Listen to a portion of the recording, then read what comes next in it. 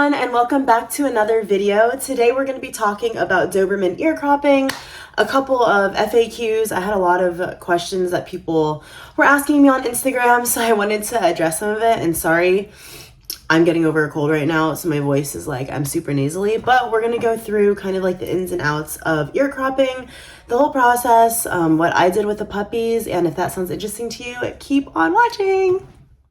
Also wanted to put out there a little disclaimer. If you are against ear cropping, this video is not for you. I made this video because I had a lot of questions about the whole procedure. And if you are against cropping or docking, then just skip this video. This video is meant to be informative. So if you do not have an open mind about the whole procedure and the process, or if you've never gone through it with the pet yourself, this video is not for you. This video is meant to educate others on the procedure and what we've been going through with the puppies. And yeah, just wanted to answer some questions because a lot of you guys did have questions about the whole process. So if that sounds interesting to you, keep on watching. If not, then skip, scroll. I don't care. Don't watch this video. Also posted on my Instagram story a question box so you guys can ask me questions about ear cropping, and so I'm going to answer some of those questions today. I just picked like the top questions that I got asked the most, so we'll be going over those. But first, let's go over the whole process: getting an appointment, finding a doctor, finding a reputable doctor. So we'll go step by step of my experience with it and what I did for this litter of puppies. All right, so finding a doctor. This is the most important, obviously the most important part. Also one of the hardest parts was to find a reputable doctor in your area. So I'm located in Southern California. There's honestly not many. I think there's about 3 or 4 that are actually like good doctors that I've heard of multiple times over and over again that are like solid, they're good. The downside of this is that the appointments, they just get so booked. So a lot of you guys did ask me how I found a reputable doctor in my area. So what I did personally is I went on Doberman forums. So I went on, I forgot the names of them, but I literally just Googled like best Southern California ear cropping veterinarian Reddit, and I was reading like Reddit posts. There's a lot of Doberman forums, and I'll like attach like a couple that I was like looking through, like the websites, and you can go on there and literally just type in your state and maybe like Washington ear cropping vet, and they'll literally have like forums of other Doberman owners that are either looking for a vet or have went to that vet before, and they'll talk about it, and they'll talk about how they did, what the process looked like and everything. So I personally did a lot of research, and I also talked to breeders. So talking to breeders in your area is also very important. So there was a couple Doberman breeders that were local to me. So I DM'd them on Instagram and I'm like, hey, I have a litter. Can you help me out? What doctor do you, or what vet, where do you go to get your litters cropped? So that's kind of like your best bet on finding a reputable doctor, is talking to breeders, other Doberman breeders in your area, reputable Doberman breeders, and also looking online, looking on the Doberman forums, just trying to like talk to as many different people as possible that have Dobermans. So along with also, you know, doing research online, I also wanted to see what the crops looked like. So I asked people in my area who they went to and what doctor they got their dogs cropped from, and I asked them, can you send me photos of how your dog looks now? And I mean, so after, like I said, after lots and lots of research, we decided to go to Rose City Vet in Pasadena. Dr. Blyfer was the one that did the crops on our puppies, and it came out amazing, obviously, but getting the appointment was literally it wasn't like super hard, it was just, it took a long time. So how our process went was, right when the litter was born, I called the vet and I was like, hey, I just had a litter of Doberman puppies. I mean, they need to be cropped, obviously, before going home. Like, how does the appointment system work? They're booked pretty far out. So you need to make, like, right, your breeder should be the one cropping these dogs for you. But, you know, in an instance where you don't get a Doberman that's cropped or docked, you need to make the appointment like ASAP. Like, let's say you're considering a Doberman puppy and it's not cropped yet, and you know it's going to come home to you in a couple of weeks or whatever. You need to start making these phone calls as soon as possible, because this vet was literally booked up until the puppies were ready to get cropped. You can't just like get it when they're like born, obviously. So you do have to wait until they're a couple weeks old. I think I got the appointment like after calling them like a couple times to like, hey, I need this appointment. They have like an ear cropping specialist that they would not refer me to, but she was like the receptionist for the ear crops specifically. And she was the one that had to book the appointment, and it was insanity. I had to call multiple times, so I was like, hey, do you remember me? My name's Celine, and I had a litter of Doberman puppies and I need this appointment, but they ended up fitting me in, and I paid the deposit, and that was that. I got my appointment in time, and they're all cropped and docked, so that was cool. So as for when the prime time for a Doberman pup to get cropped at is 8 to 12 weeks. Anything further than that is, most vets won't even do it. So that's like the prime age, because anything later than 12 weeks, the cartilage is already starting to harden on its own.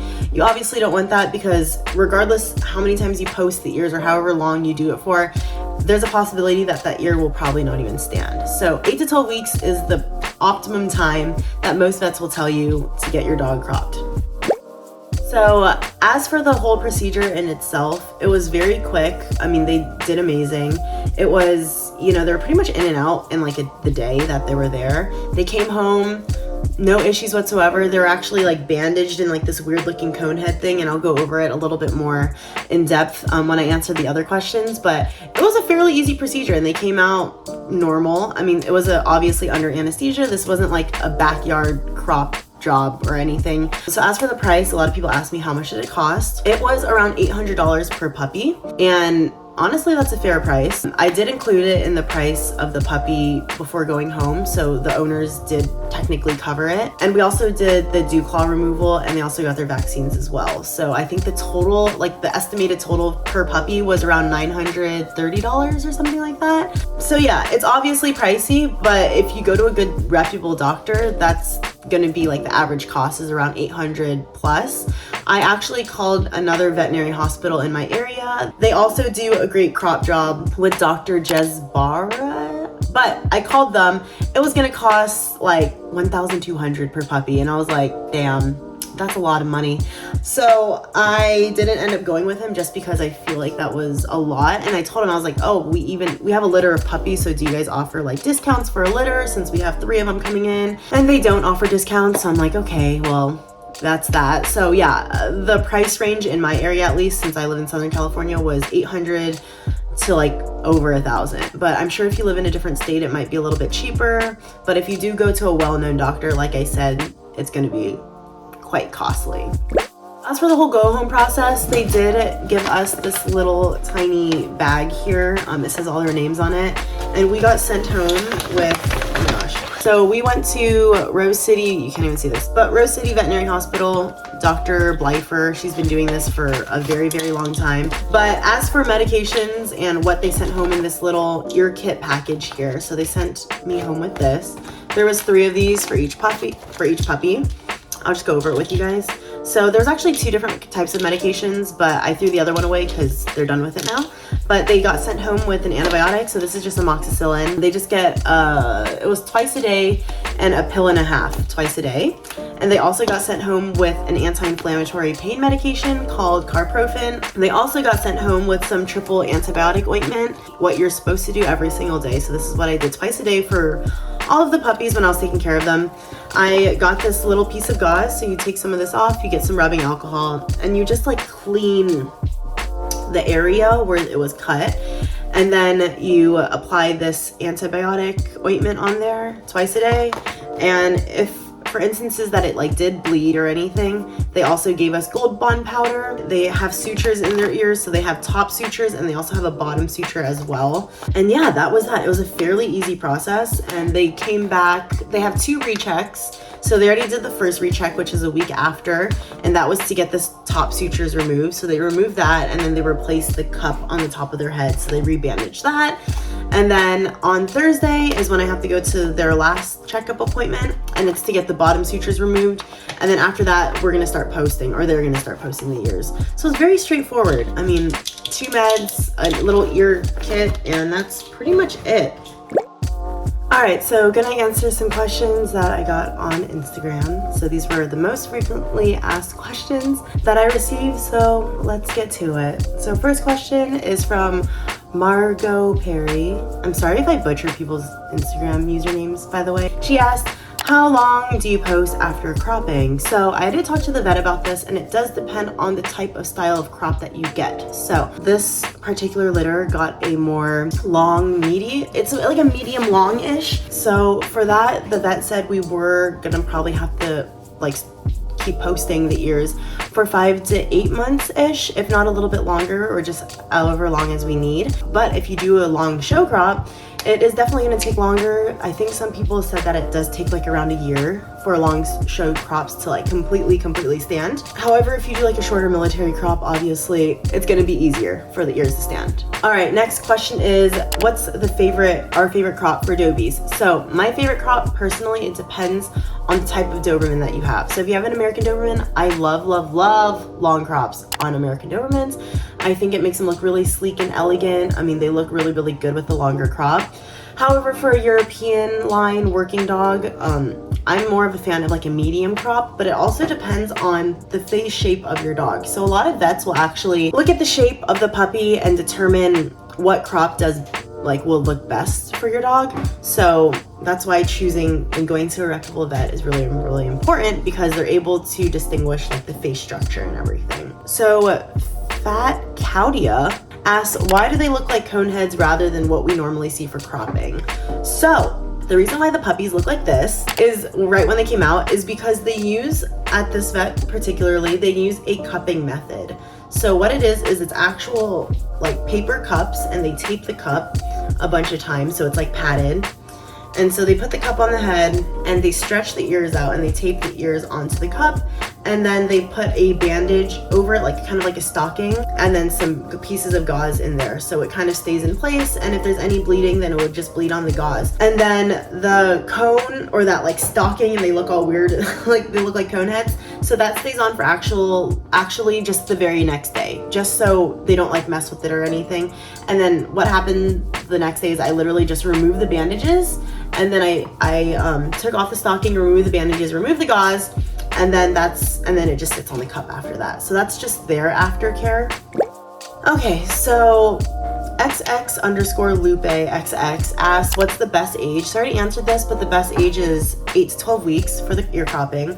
And what's the recovery time? These puppies were literally completely normal after, and I think I have some videos of them playing. They literally just act like normal dogs after. They didn't even know, like, if anything, it was just like they were just like confused as opposed to why something was on their head and why they're wearing like these weird cone things, but the actual like ears itself was like not bothering them at all. She also asked, how do you respond to backlash/opinions? So personally, I've never had to deal with people talking crap about the dog's ears in person to me. I'm not really sure why, but it's literally only online. Like, I will get so many questions of people talking a bunch of shit online. Why do you abuse your dog? When in reality, it's like, first of all, they've never been through the process, so they wouldn't even know like that it's not that bad as the internet makes it out to seem. And two, they don't even want to change. Like, their minds aren't open to even educating or learning more about the procedure just because it's illegal in a bunch of other countries. However, just because something is illegal doesn't necessarily mean that it's wrong. For example, marijuana is illegal in a lot of states, or in a lot of countries. In China, you'll literally get the death sentence if you have a little bit of marijuana on you. Like, just because something is illegal doesn't necessarily make it wrong, because morals and ethics, like, with the law, come on guys, we all know that there's a bunch of laws in place, even in America, that literally do not make any sense. Next question was from Lexi Waters, and she asked, how long do the bandages have to stay on? And this was a question that I got really often, but I did answer it earlier. The bandages stayed on their head, like that first layer of the cone looking thing just stayed on for approximately like 12 hours, if anything, and then I removed it the next day. Bay.Zool asks, cost of the procedure, what to bring to the vet, what prep at home, and what materials to buy to post. So the cost of the procedure, I already answered that as well a little bit earlier, but it was around $800. But like I said, depending on where you live, it should be around $800 plus. What to bring to the vet? So honestly, I asked the vet, is there anything I need to bring for you guys? Any like cones? Do I need to buy anything? And they say no, they actually provided everything for us, which was very nice. What to prep at home? So I'm assuming you guys aren't breeders or anything. So you're not gonna have a litter of puppies to deal with, like getting at each other's ears or anything. So we did have to crate them individually so they wouldn't like go at each other's ears because it looks like a giant like toy. So I did have to monitor very, very closely. So they did get individual crates for the most part. Our veterinary hospital, and this is why I really, really like them, is they actually do follow-up appointments weekly. So they post for you. So the owners of the puppies, I didn't expect them to learn how to post like overnight, obviously. So I told them to just continue the posting at the vet. And the vet actually recommends that. They would recommend them do the posting themselves rather than us potentially fucking it up at home. And by no means am I an expert in ear posting at all. Gabriana Dempsey? She asked, how do you post them correctly? Like I was saying, there's so many different methods. There's like the foam method, the zip tie method, this method, there's literally so many. For what we did for Draco's, I'm pretty sure we did the foam method. I literally just followed this one video and I'll try to find it and maybe I'll link it below. And that's what we did for Draco and it worked amazing. I mean, I didn't have to go to the vet to do it with Draco. We just ended up doing it at home. But if you're new to posting, it was such a nightmare, and I wish that there was a vet that was closer to us that did the postings like to help us out. But it was literally a lot of trial and error, and I would just recommend like just save the time and the effort and just go to a vet. Just find a good vet in your area and they'll take care of it for you, as long as it's a reputable vet. Next question is from Alicia Belga. What is the hardest part of this whole process? As a breeder, the hardest part for me was literally just getting an appointment. Getting that appointment and finding a good vet that wouldn't completely fuck shit up was probably the hardest thing. Doing my research, talking to a bunch of other breeders in the area. But for the owners, definitely the hardest process is for them would be keeping up with the posting. I mean, a part of our puppy contract was you need to keep up with the ear posting. It is a commitment. I'm not going to crop these dogs' ears for you not to keep up with the posting. I mean, it doesn't make any sense. Why would you crop your dog's ears and not go through with the posting? Like, that's the worst thing, is like seeing a cropped dog with the floppy. Like, why did you even do it in the first place, you know? And so that's just my take on it. And a part of my puppy contract was you need to keep up with these postings. It's a commitment. It takes a long time. Other than that, like I said, everything was very straightforward. Literally no issues, like, at all. Something that was like another hard part was, since I did have all 3 puppies with me, was keeping this intact with them like attacking it, because it does look like a giant toy for some of them. So I think having them not play too rough with each other and just trying to like limit playtime and just keeping them a little bit more calm was difficult. But other than that, like I said, it was pretty much a breeze. Storm.thedoby asked, does the process hurt them or cause them any discomfort at any point? So I did touch base on this quite a few times in this video already, but for the most part, like what people make it seem like online, like they literally make it seem like it's like this crazy, like you just go in there and you chop off their ears and then they like, and it's like a bloody mess and they're so sad and you mutilate them and you do this, you do that. Yeah, it was like literally not like that at all. They were literally playing right when they got home. They, like I said, there was no discomfort, there was no pain, they weren't crying, they were on pain meds,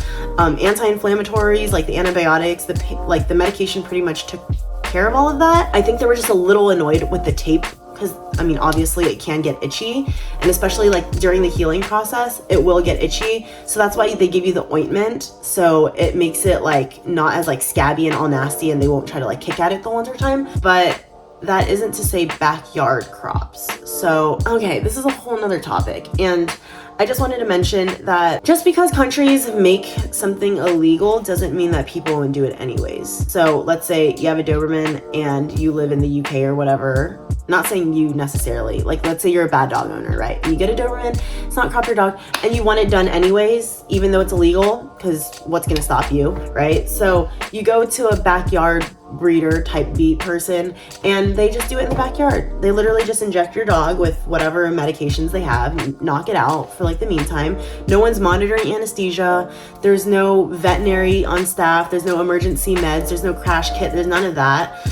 You don't do any blood work beforehand. You just literally knock out the dog in the backyard, and they literally just get like a scalpel or whatever they have, a blade. They literally just go in there and they just, you know, cut the ears off. And yes, that's definitely uncomfortable for them. There's a lot of discomfort. There's no pain meds. They don't have antibiotics probably. I mean, even if they did, it probably isn't even the correct dosage for the dog. That's bad. You don't want that. And the rise of backyard crops, I feel like definitely have increased since it is illegal in a lot of countries now. All right, and the last question, commonly asked question, is from Emily Dickerson. How many styles of crops are there? I'll actually insert like an infographic that I made just so it's a little bit easier for you guys to visualize, or I'll insert some examples for Dobermans. And from my understanding, is the shortest one is the military / battle crop, and that is very, very short. It's kind of like when they dock or when they crop pit bull's ears. It's very short. Next up is the medium crop, so that's what Draco has. And there's different styles, like there's like the flame, or there's like the straight up and stuff like that. But as for lengthwise, just a medium crop. Draco has a medium crop. It looks generally well on him. And then there's like a medium long crop, not as long as a show crop, but still longer than a medium. It's like a medium long-ish. And then there's the long show crop. So 4 different types. And if I'm missing any, please let me know down below, but that's from my understanding. All right, so I also wanted to mention, the vet did give me some tips, I guess. So I asked about supplements, and if you guys are currently posting your puppy's ears right now or about to get a Doberman puppy, they did recommend 2 supplements for puppies, or if you're posting or whatever. One is a glucosamine supplement. Dasiquin's a really good one, and she also said the missing link, the hips and joint like powder, is also really great. And they also recommended a vitamin C. So these supplements are actually going to help the puppy's ears and cartilage develop stronger. So yeah, I just thought I should share that little tip out for you guys. Thank you guys so much for watching this video. I hope it was informative for those of you who had a couple of questions about ear cropping, or if you guys were wondering about the procedure and the process and what I went through. That was my experience with it. Of course, everyone's experience is going to be different. This is just what happened with me. I had fairly a great experience with the vet, the posting, the doctors, the technicians. Everyone did an amazing job. And of course, it's going to vary person per person and dog, but like per dog. But yeah, that was what happened with me and the puppies, and so far so good. But I will definitely keep you guys posted with their journey and posting journey from here on out, even though they're going to be going to their new homes very, very soon. Cleo and Khaleesi are actually home. I'm very, very sad that they're gone, but I'm keeping Nefertiti for just a couple more days. Mom's going to be picking up at the end of the week because that's when the last ear appointment is. I did want to keep them a little bit longer just so I can see and monitor them and make sure their ears were good before sending them home. Everything is going great. I'm going to miss them so much. It's been such a joy to take care of these puppies. It was such an amazing experience, and I know you guys were a part of the journey. So I'm glad that you guys got to join along and I was able to document all of it, or most of it. But thank you guys so much for watching, and I'll see you guys on the next one. Bye.